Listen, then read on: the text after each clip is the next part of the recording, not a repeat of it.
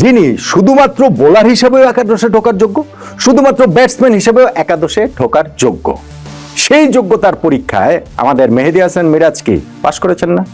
মেহেদী হাসান মিরাজকে কি true allrounder বলা যাবে না?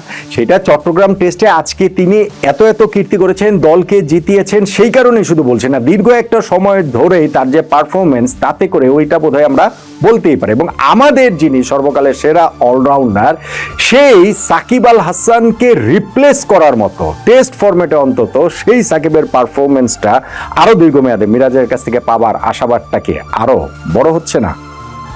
চট্টগ্রাম টেস্টে আজকে দিনে মিরাজের অনেকগুলো কীর্তি রয়েছে। তিনি সেঞ্চুরি করেছেন, তারপরে তিনি 5 উইকেট পেয়েছেন, ম্যান অফ দ্য ম্যাচ হয়েছেন, প্লেয়ার অফ দ্য সিরিজ হয়েছেন, দলকে জিতিয়েছেন।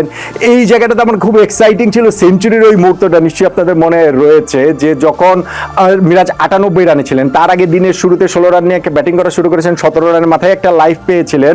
এরপরে 80 রানের সময় জিম্বাবুয়ের কিপার ক্যাচটা ফেলে দিয়েছে বলে তিনি বেঁচে গেছিলেন। 80 রানের সময় আম্পায়ার তাকে আউট ঘোষণা করেছিলেন, তবে তিনি ডিআরএস নিয়েছেন, সাথে সাথে দেখা গেছে যে বল তার ব্যাটের ইনসাইড পার্টে লেগেছে, ফলে এলবিডব্লিউ তিনি হন নাই।